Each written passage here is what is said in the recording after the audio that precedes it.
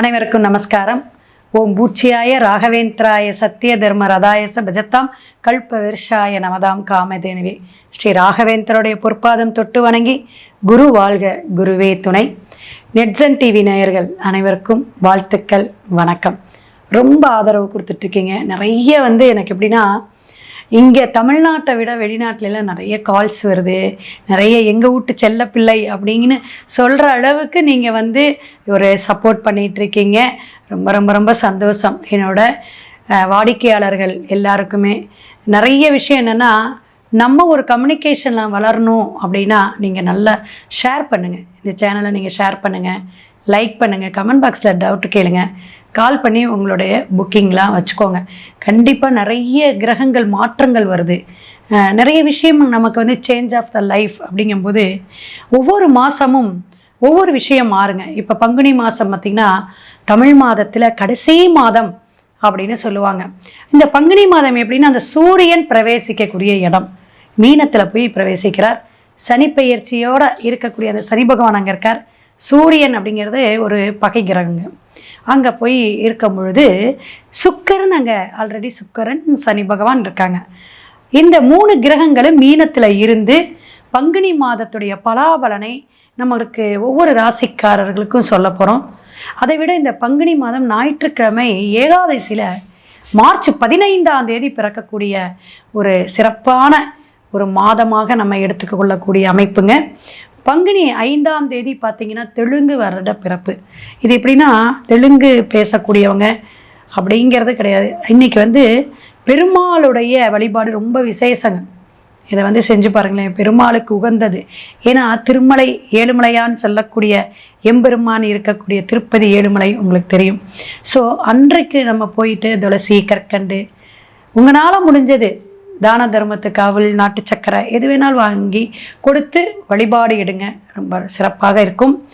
ஏகாதசி விரதத்தோடு பிறக்கக்கூடிய இந்த பங்குனி மாதத்தில் தெலுங்கு வருட பிறப்பும் ஒரு பெரிய விசேஷத்தை கொடுக்கறனால விஷ்ணு சரசரநாமம் பாராயணம் பண்ணுங்க, கேட்டுட்டு வாங்க.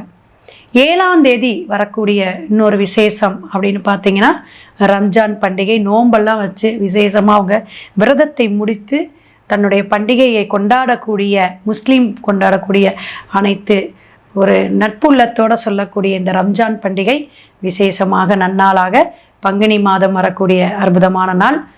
13ஆம் தேதி பார்த்திங்கன்னா ஸ்ரீராம நவமி. ஸ்ரீராம நவமி அப்படிங்கிறது ராமருடைய, நம்மளுடைய எல்லா விஷயத்தையும் இந்த கலியுகத்திலேயே ராமருடைய அவதாரம் அப்படிங்கும்போது எல்லாருக்கும் தெரியும். ராமர் அஷ்டமி நவமி. அப்போ கிருஷ்ணன் ராமர் ஒவ்வொரு 10 அவதாரத்தில் நம்ம சொல்லக்கூடிய அமைப்பில் ஸ்ரீராமருக்கு அத்தனை விசேஷம் உண்டு. அதனால தான் பௌர்ணமியில் கூட நம்ம கஷ்டத்தெல்லாம் நீக்கணும் அப்படின்னு நமக்கு ஒரு தேவை வேணும், நம்மளுடைய பொருளாதாரம் ரொம்ப நெருக்கடியில் இருக்குது அப்படின்னா அந்த பௌர்ணமி இரவு எடுக்கக்கூடிய பூஜை அவ்வளோ விசேஷம். அதெல்லாம் நீங்கள் ஃபோன் பண்ணி கேளுங்க, நிறைய இருக்குது. ராமருடைய பெருமாளுடைய வழிபாடுங்கும்போது நிறைய விஷயங்கள் நமக்கு சொல்ல வேண்டியது இருக்குது. அதனால் அந்த சத்யநாராயண பூஜை, சத்தியத்துக்கு கட்டுப்பட்டு எம்பெருமான் நமக்கு பணவரவை தருவார், தனவரவை கொடுப்பார். ஒவ்வொரு ராசிக்காரர்களும் பங்குனி மாதத்துடைய பலாபலனை வரிசையாக நீங்கள் பாருங்கள். உங்கள் ஃபேமிலி, ஃப்ரெண்ட்ஸ் எல்லாத்துக்கும் ஷேர் பண்ணுங்கள்.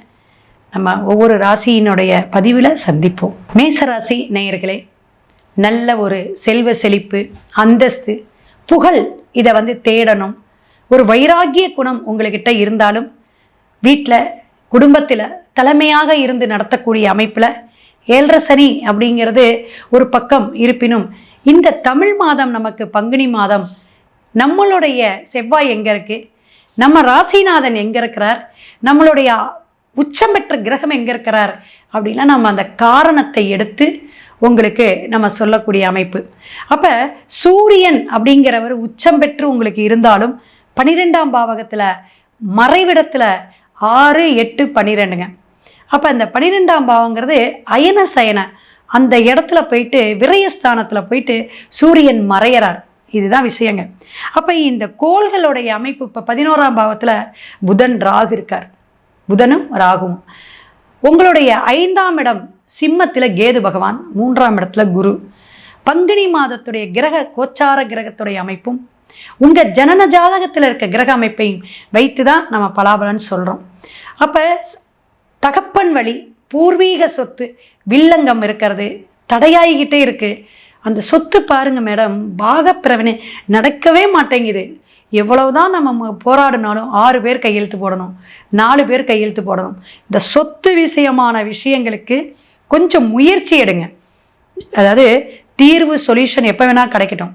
இந்த மாதம் நீங்கள் முயற்சி எடுத்து பாருங்களேன். அந்த விரயத்தை கொடுக்கறது சுப விரயமாக இருக்கணும்.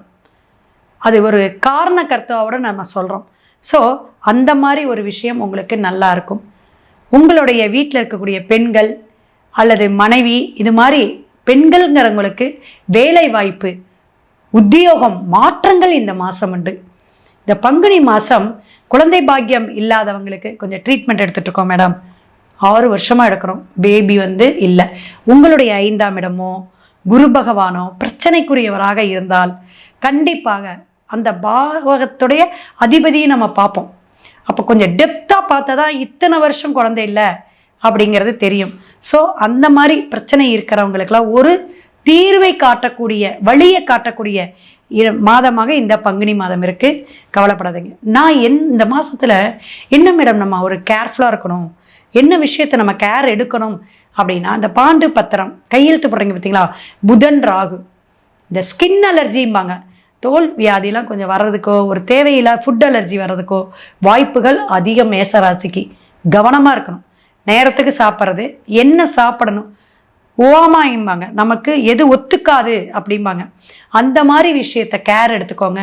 ஏன்னா அந்த ஸ்கின் அலர்ஜியெல்லாம் புதன் ராகு எப்படின்னா காலப்பகை, அந்த கிரகம் அந்த சேர்ந்து 11ஆம் இடம் ஆசைங்கிறக்கூடிய லாபத்தை கொடுக்கக்கூடிய இடத்துல இருக்குது.